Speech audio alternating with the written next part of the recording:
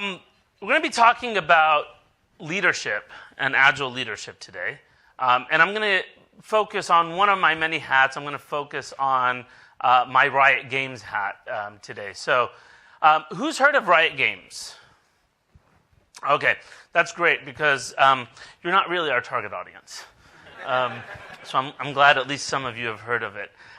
We're around 2,500 writers around the world, 23 offices, and basically we technically our Riot game, we have one game right now, but it is the largest game in the world. It's 100 million active monthly players. It's played in over 150 countries, localized in 17 languages. And really, our audience are core gamers.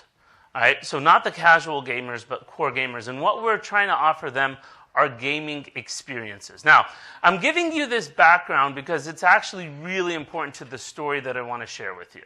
So I need to give you a little bit of setting the scene. So in addition to game development, which is obviously something that we do day in and day out, but to design truly a gaming experience, you design a lot of other things around it. For example, cinematics.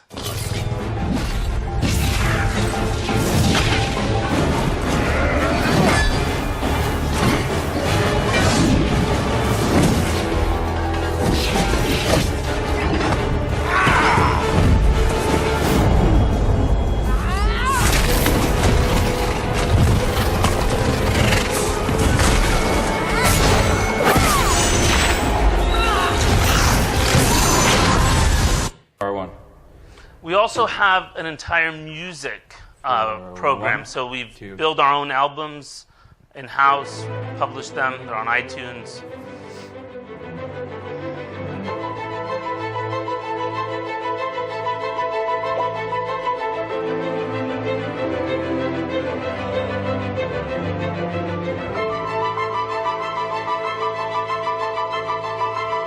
So from cinematics to music to infrastructure, we're the first game company to build our own network to lower the ping for players.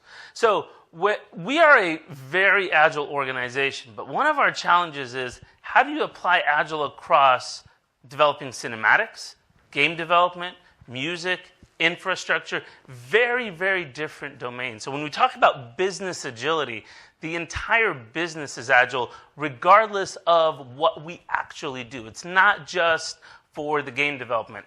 Our back office, our talent, our finance, our legal, they're all actually matrixed into cross-functional teams focused on certain initiatives that are customer-centric. Right? So we take this notion of agility really to the core. One of the other challenges was bringing agility to another one of our products, which is esports. Who's heard of esports? All right. So if you've never heard of esports, it really is what it sounds like. It's people playing games as a competitive sport. And this is huge. It's the fastest growing sport right now. Let me show you a quick clip. They're going to focus in on the Nexus itself and Samsung White. This is from our 2014 World Championships. What a sight. This is played in the same stadiums as the World Cup, for example. Right? I know. If you haven't seen this before, you're like, what did I just watch? What is this? I totally get it. But this is the world that we're living in. This is the world that we're living in. So from organizing events for 60,000 people to developing music to game development, this is what we do at Riot Games. And at the core of all that is world-class teams. This is really the engine for making all this possible. We invest a ton in our people and in our teams, and this is what I want to talk to you about today. How do these teams run specifically from a leadership perspective? But before we dive into that, again, more context. Context is critical. I want to tell you how we're organized, so you get a sort of a sense of sort of the lay of the land here. We focus on building strong, empowered teams that can operate in ambiguous situations. As you can imagine, a lot of what we're operating in are very new domains for many of us, very creative spaces. So the typical give me a set of requirements and I'll execute doesn't really work, right? When you're trying to find fun, when you're trying to find creativity, when you're trying to innovate, recipes don't really work. So what we do is we provide from sort of the top down just strategic initiatives. Desired outcomes. Here's sort of the big beats that we want to see.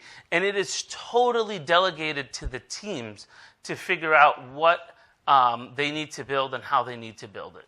So we have strategic initiatives that provide the vision, and then we have empowered teams that sort of push that forward. Now, in this setup, we have a ton of really hard problems. Really complex situations, and we need world-class expertise.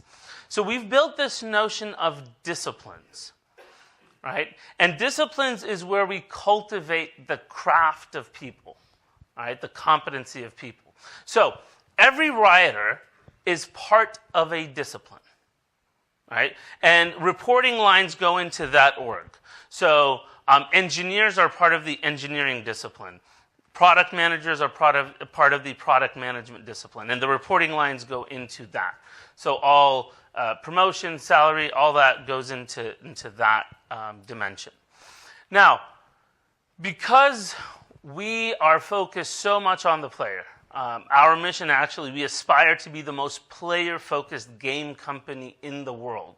So we are organized. Our entire org structure is based on the audience. So we organize ourselves into product needs based on the audience. So it basically looks something like this. We have a team that has a cross-functional group of people. Again, the reporting goes into the discipline, but the day-to-day, 95% of people's time are focused on what they're actually building for players. Right? And this is a cascading structure. So when I talk about product teams, right, the product may be 400 or 500 people, for example, League of Legends or esports, and then under that there's initiatives, and then under that there are teams.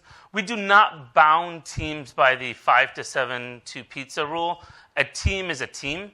It's a group of people that have a shared goal, and it's whatever size it needs to be. We have teams that are up to 30, 35 people. And then we break those down into pods that are extremely flexible. So the team identity and culture stuff revolves and is focused around the team that have a shared goal. But then the day-to-day operations are more into a flexible structure we call pods, and we change them all the time. Cool? I'm done with the context. All right, so let's get into the actual topic, leadership. So, to have world-class teams, leaders and leadership is a critical component. As I talk about leadership, I want you to keep in mind some of the typical Agile leadership roles that are out there, right? So product owner, Scrum Master, Agile coach, and then I put Agile project manager between quotes because we're not really sure what that is yet, right? We're going to figure that out together, all right?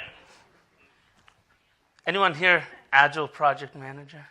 Yeah, we think so. I don't know, but sometimes they call me that when they're angry. So I want you to keep these roles in mind when we talk about leadership. And the first question I'm going to ask is, how do you know that someone is a leader? How do you truly know someone is a leader? I mean, we've heard rhetoric, everyone is a leader. Not really.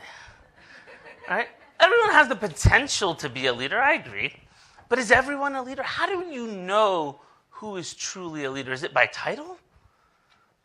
That's more authority.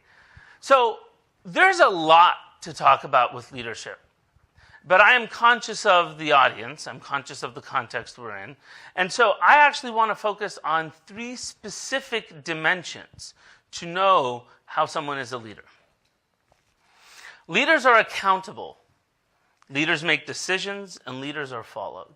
Now, I know leaders develop people, leaders mentor, I know there's servant leadership. However, the reason I want to focus on these 3 is I believe in the Agile space, and as organizations pursue an Agile journey, I think we're swinging a little too far away from some of the core principles of successful leadership, right? So we talk a lot in Agile about servant leadership, right? We talk a lot about stewardship. But I want to sort of balance the picture a bit, and I want to talk about these three things. How do you know if someone is a leader? They are accountable, they make decisions, and they are followed. And I'll dive into all three of these.